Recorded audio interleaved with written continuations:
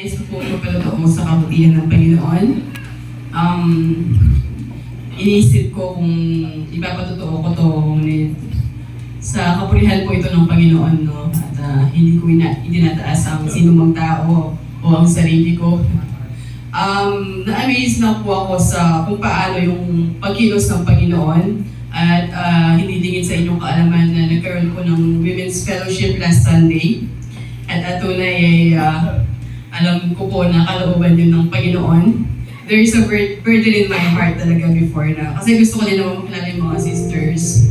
Kumbaga makapag-planning dahil magkakapatid tayo sa Panginoon.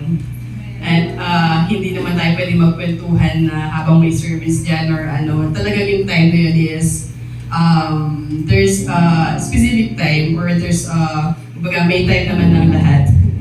At yung in-expect po namin na ng program and all, hindi po nasunod, pero alam ko din na kalooban ng Panginoon yun. At bago, nung napaisip ni Lord sa atin po yun, agad kong kinonsulta si Brother Jonathan dahil sa totoo lang po lahat po ng ginagawa namin, talagang pinag-uusapan po namin mag-asawa, hindi lang po yung ako yung may idea or something. Alam ko kasi na pananagutan din ni Brother Jonathan kung sumobra ako, lumabis ako, kaya andyan po lagi yung guidance ni Brother Jonathan bilang siyang ulo ko.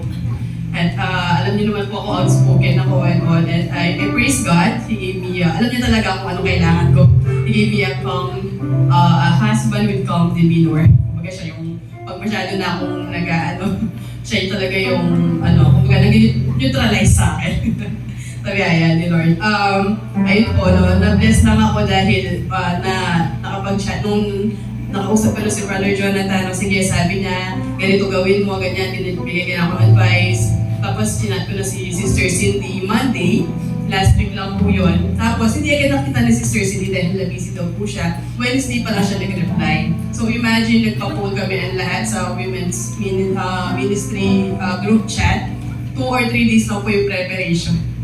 Pero sabi nga, kung kalooban ng Panginoon, He will make a way. Marami siyang paraan. Sabi ko nga, testimony ko sa ibang sisters, kung siguro nag-dwell lang ako or tayo sa limitation na magagawa natin, hindi mangyayari yun. Kasi, syempre may trabaho, may mga duties ka bilang asawa, bilang ina, hindi maiwan ang anak, may inaasikaso. Pero kung kalooban ng Panginoon, talagang i-enable ka niya. Kahit anong mangyari, basta isuko mo lang ang lakas mo, ang panahon sa Panginoon, hindi ko masasabi na busy ako. Meron way ang Panginoon para i-enable ka kung talagang kalooban niya yun. And na-bless po ako dahil siguro sa prayer rin siguro ng sisters, no? Kasi may mga katanungan pala na talagang bumabagabag sa mga sisters. At ako rin naman, na-bless ako dahil kahit hindi ko katanungan yun, ang dami ko pong natutungan dun sa question and answer portion namin. At talagang pinagpala po kami lahat, I believe, ng Panginoon dahil hindi lang po ito simpleng fellowship lang, kundi tunay yung sentro pa rin ay salita ng Panginoon. Kaya sa Panginoon ko po ibinibigay lahat ng kapurihan, nagagalak lang po puso ko sa mga naganap. Talagang sabi ko nga, sana nandiyan din yung ibang sisters, sana next time kumpleto na. Ngunit alam ko, kalooban ng Panginoon ang magaganap. Alam ko na next time, mas marami po tayo. At nag-umapaw lang ang galak sa puso ko sa mga nangyari nung nakaraan dahil tunay tapat ang Panginoon. Madami po siyang question na nasagot ng mga sisters. I mean, mga question ng mga sisters na nasagot. At sabi ko nga, about din dun sa pagtatimes, so parang na-realize ko din, habang bata pa yung anak ko, turuan kong mag-times na rin.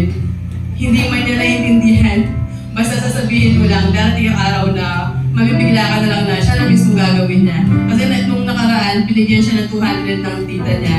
So sinasabi ko sa kanya, Gia anak, ito, ita-times mo yung 10% niyan, 20 pesos yung ilalagay mo dun sa box. So nakatingin lang siya, hindi niya pa maintindihan syempre ano yung times. Pero alam ko, habang bata pa, nasasabi ko na sa kanya yung mga bagay na ganito, balang araw, alam ko, kung may panahon pa, at hindi na magiging mahirap sa kanya dahil na-train na siya kung paano ang pagsunod sa Panginoon. So, ayun po, nagalak ako. Madami po ako natutunan, madami nating tao, mga kapatid, no? Pero, ayun po, mahal